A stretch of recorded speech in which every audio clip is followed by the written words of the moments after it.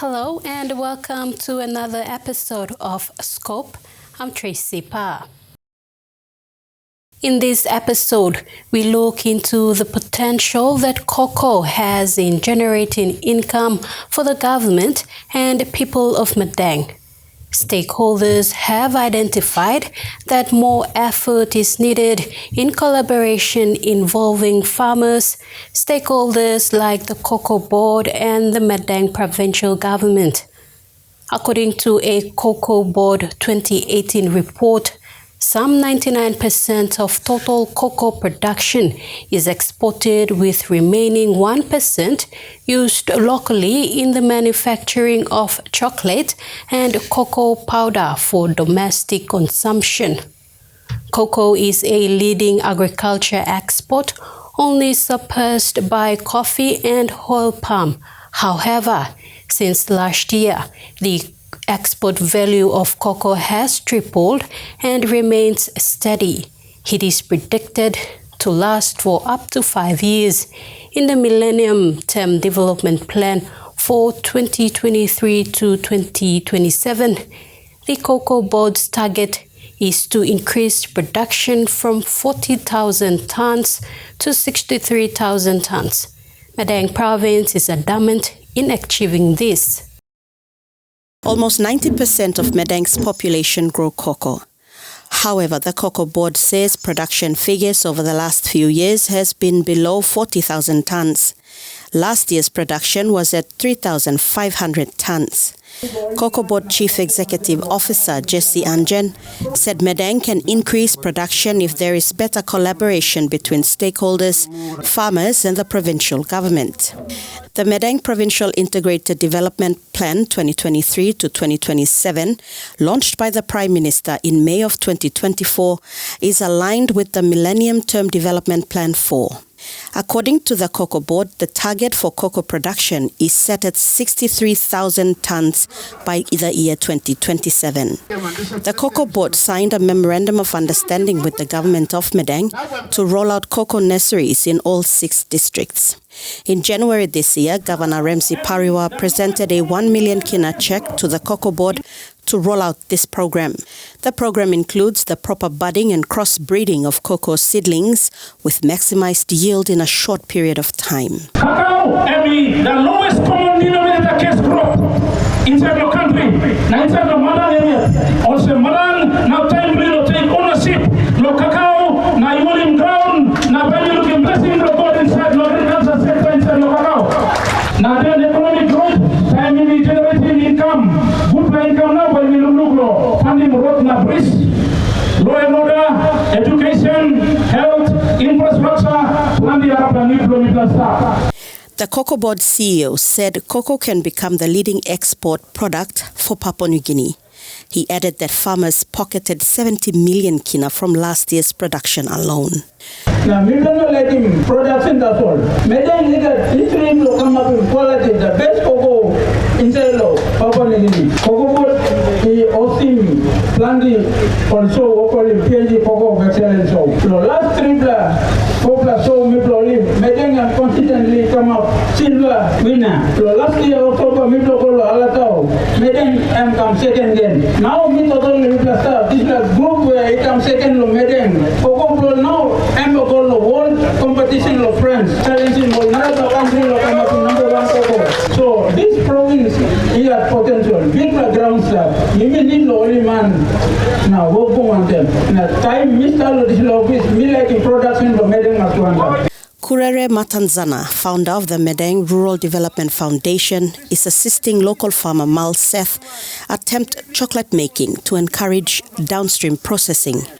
The cocoa is from the Wafe and Plantation Estate in Ambenob LLG Madang District. The plantation belongs to Seth and is approximately 25.8 hectares. Seth initiated the Madang Solar Cocoa Farmers Cooperative Society, which consists of farmers who are eager to improve the quality of Madang's cocoa by moving from smoke-tainted beans to smoke-free high-quality beans, because it would fetch a premium price from cocoa buyers and manufacturers. This cooperative society is embracing solar cocoa production. They believe it will empower family income earning opportunities. Using solar-dried cocoa ensures that farmers get high value for their beans to sustain their livelihood. The solar-dried cocoa beans program is a trailblazer in North and South Ambanob and the Transkogol LLG, impacting over 200 families. It is attracting farmers from other districts as well. Mr. Matanzana took dried solar beans to Paradise Foods Limited in Madang Province and had them processed into chocolate bars. The chocolates went through analysis and grading. The report was given to Mr. Matanzana, who later presented it to Mr. Anjan, the Cocoa Board CEO. The chocolates were distributed to farmers and members of the public to illustrate what having a processing plant in Madang would mean. The governor and Cocoa Board CEO were each given a chocolate pack sample, in the hopes it would encourage them to collaborate for downstream processing. During a recent gathering in the EEL community in the Transkogol area of Ambanob LLG, Matanzana encouraged people to be self-reliant in order to be financially stable. He encouraged them to toil the land and offered assistance in introducing cocoa solar drying techniques. Now, lo wampla popo niginen lo kama self-reliant. All these all established institutions almost enabling all gimol incentives lo all become up self-reliant. And that's why you government start to support this area. So what come up la mino sawe suppose you me go more into cocoa or noga. Emol narapol area lo side lo self-reliant where you block community can talk on the walk line lo now where possible you can tap into this whole area too, because as you plus sabe this la country 97% block ground and stop on them all as place yet or call him customary land. You may still own him this long ground yet, so you must make use long him. During the Provincial Economic Forum in January this year, the Cocoa Board shared Madang's current statistics within the industry. In terms of the extension program updates, Madang has 52 budwood gardens, 6 cocoa nurseries, 890,000 seedlings planted, and 66 rehabilitation programs, where a total of 1,104 farmers attended. Although cocoa production has exponentially increased over the last 4 years, it still has more to be done to reach maximum potential. The current production percentage remains at 5%, while the autonomous region of Bougainville leads with 37%, followed by Isipik with 21%. So, time Madang Provincial target na production government in Matim. Madang two districts, now province, now another NGO, and then private sector will come. Now you need only one work and then will come up in this number. Province is a target will come up to 63,000 tons. Now, you will sell 40,000 tons. Madang, last year production come up in 3,500 tons inside the province. MNO reaching 10%. Government in Madang target, the Cocoa Board, Miblano reaching yet. So, Mibla is kind of partnership where you can only manbunglo increasing production, achieving target the national government. At the same time, all provinces too, now all districts too, where only come working on the Cocoa Board, they are helping us. Only come up in achieving plan for all districts or provinces at the same time, only Alvin law, we may achieving or bigger Mama Triman law, government helping before negotiation of Vision 2050. Challenges for the government in achieving these goals is to see vital infrastructure such as roads and bridges penetrate rural locations where the majority of the people are sparsely situated. In addition, they have also identified key areas to stimulate economic potential, such as district MOU and MOAs with the Cocoa Board, well-orchestrated legal frameworks for working partners, private investors and downstream processing. With administrative issues plaguing the provincial government, funding allocation for infrastructure projects and other areas of development remain a commitment to be implemented.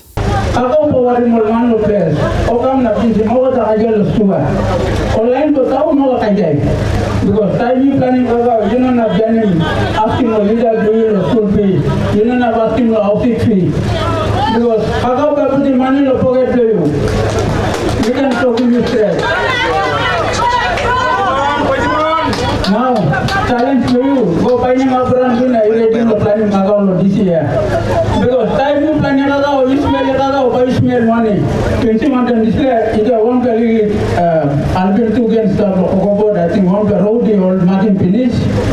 So underneath lo cocoa board program lo this year. One the cocoa road, one funding lo this year one day. And the bigger Tokama Provincial Government, Demand, Governor Billy, Lisabello, Woglo Kakao, now potential Kakao, come up in good Lasidan the place.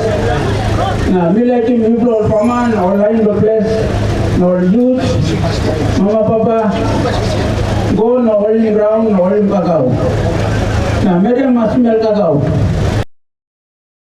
After the break, we take a look at the success story of Mataria Urban Health Center in Anwar Bada village, where patient care has been growing significantly since its opening in December of 2024.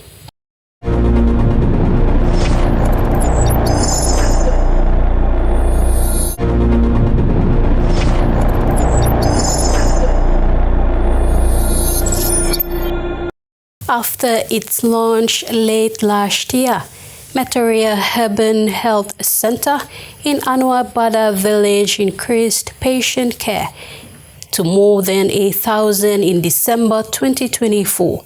In a recent interview with acting manager Regina Wuri, the health extension officer emphasized the rapid popularity Mataria gained in just 2 months of service since its opening. Mataria Urban Health Center is gaining popularity in the community of Anwar Bada, the nation's capital, and people in the Central Province. Acting manager for Mataria Urban Health Center, Regina Wuri, described the increase in patient care they have given to patients as massive when the health center was opened last November. Since the opening, the official opening was on the 20th of November, and outpatient operations started on the 2nd of this month. The day one was massive. For just 2 weeks operation, we almost saw 600 patients. The number continues just from the 2nd of December to the 9th of December. So we're looking at, for the wrap-up of December, we're looking at over 1,500 cases. That's only. She shared that the health center's catchment areas are Motu Koita communities. However, get patients from outside the Motu Koita region in the Central Province and the nation's capital. We're having patients as far as the Erie West Central coming in. So we're having patients from Papua, Koko, Fisherman Island is coming. We're having people from 14 Mile as well are coming this way, Konidogu.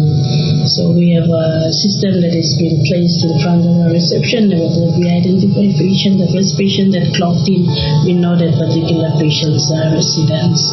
So once we have the tallies been done, we will identify the particular patients coming from each area in the city. In addition, Mataria Urban Health Center has about 90 to 95% of all the consumables and drugs. A few need to be topped up, however, Wuri assures that emergency responses are in check.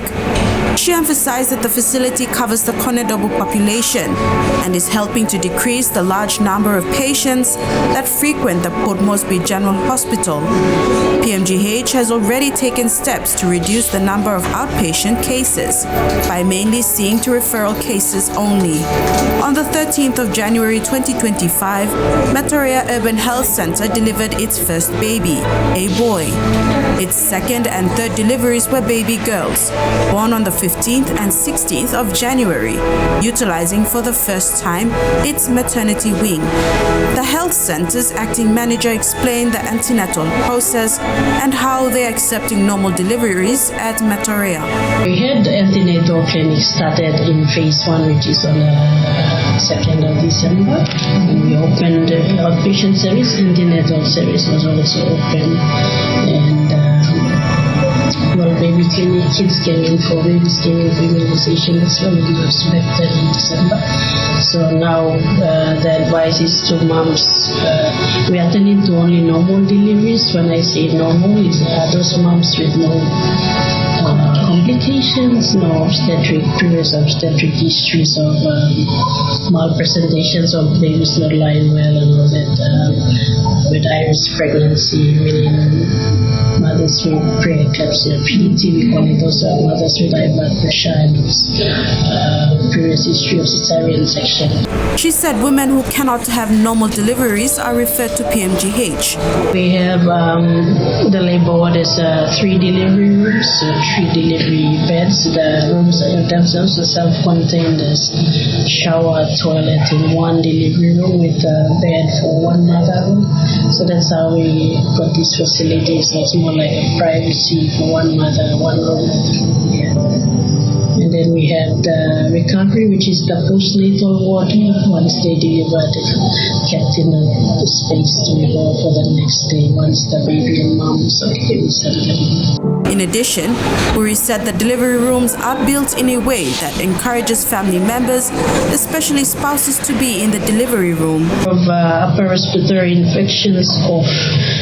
Just recently we had a little bit of increase in patients presenting with fever, very high fever, most likely a viral infection that is out right now with diarrhea. So she said that the facility has recently seen an increase in upper respiratory infection. According to Cleveland Clinic, an upper respiratory infection affects the nose, throat, or sinuses. Common symptoms include a runny nose, sore throat, cough, and excess mucus. URIs are usually caused by viruses and can be treated with rest, fluids, and over-the-counter pain relievers. So they've been rehydrated in our observations room and treated and sent home when they stabilize. So the facility also has a outpatient emergency room as well as procedure room and observation room. So kids come in, the ones that need to be taken care of for a few hours here, we kept them here for those treatments, and once they recover, we send them home in the afternoon. She said children have been visiting the health center with diarrhea and dehydration. Going forward, this facility is a facility given by the Australian government. So as public as more to point of reference, we make sure that we take ownership of this place in everything we do. When we come in here, giving the support, understanding that we have challenges ahead, which is stopping maybe the waiting time have been others what we expect, but all the other facilities that we're trying our best to make sure waiting time is shortened as much as possible. Otherwise, patients are seen and they get the satisfaction. The MOU signed between Motukoitabu and St. John Ambulance is greatly assisting the health facility by being there 24/7. Furthermore, Wuri said the health center must be respected by all who come utilize its services, members of the immediate communities and the public at large. When we come back, we end this episode with the progress of the City Wardens Initiative since its launch in November 2024.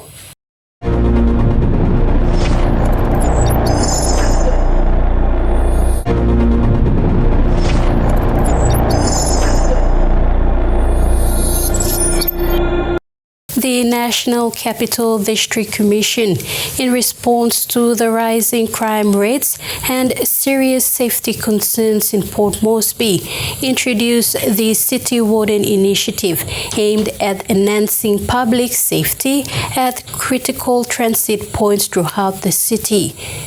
The initiative was launched in November 2024 and paved the way for the deployment of 150 wardens to Boroko and Gordon's areas to assist police in preventing unethical activities such as illegal vendoring, loitering, and stealing. So far, the wardens have done a tremendous job, resulting in an increased level of safety for the commuting public.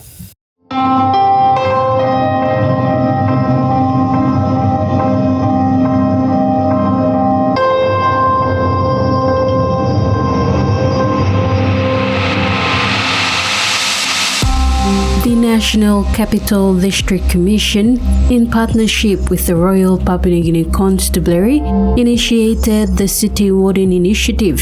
It was launched in November 25, 2024 to enhance public safety at critical transit points throughout the city. The launching of the initiative saw the deployment of 150 wardens who provide a visible presence at bus stops where residents, workers, visitors, students, especially women and girls, are vulnerable to theft, harassment, and other security issues. Of the 150, 100 are deployed to Gordons and 50 to Boroko.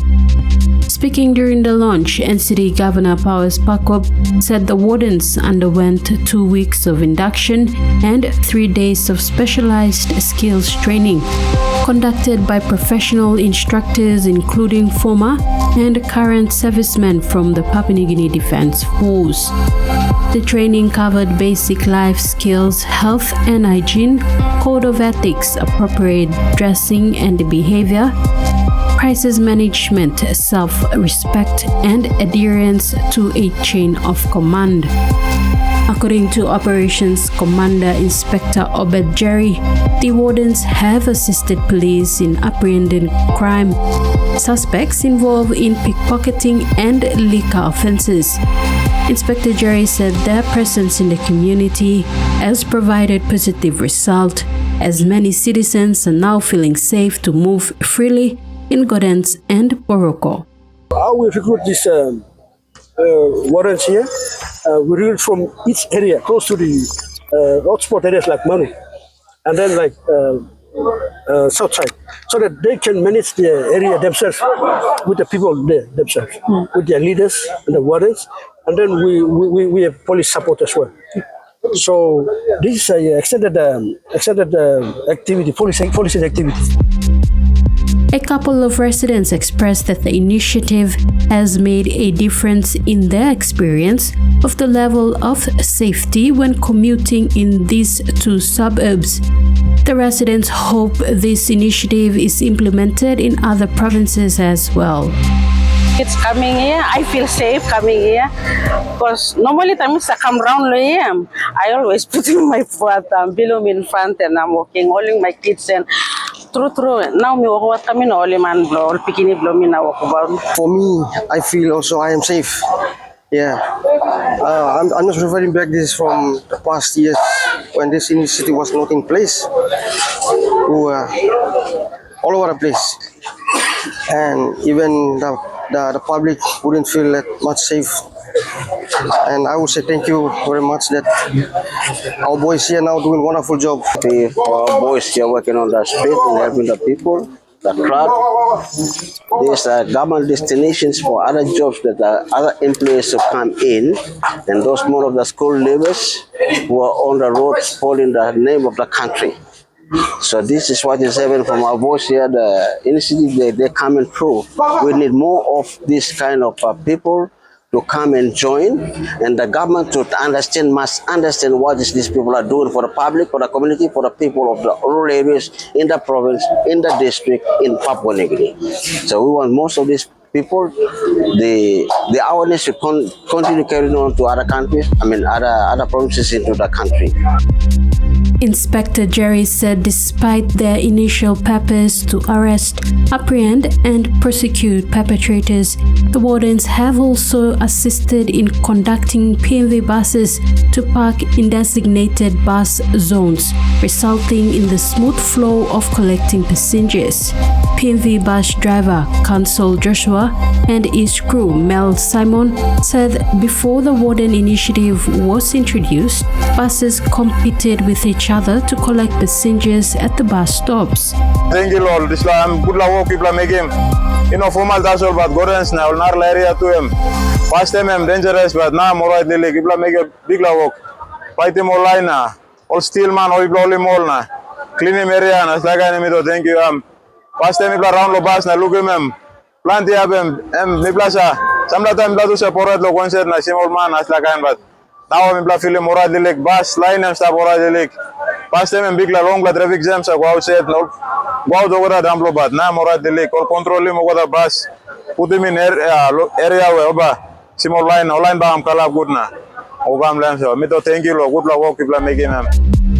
Inspector Jerry said the wardens did get into a few conflicts with members of the public, but they continue to give their best in assisting police to mitigate crime in the city. Team leader for Boroko Wardens, Igaya Steven, said that on a daily basis, they manage to help police apprehend suspects, ensure buses follow the right route, and that women and girls move in a safe space. Steven thanked the NCD governor for this initiative, as it not only allows them to contribute to doing good for the country, but it provides an opportunity to learn and grow in the law and other sector. Me one bla good bla pastor we missed up on the security. All NCDC boys. We to thank you bla. Now two all bus 17 only ras to mass na two only no stop good na only no been kisiman good na put him all traffic jam na plan or something all make him but now all monkey all NCDC boys you stop on the people na bus of me or And that brings me to the end of another episode of Scope. Until next Sunday, have a pleasant evening.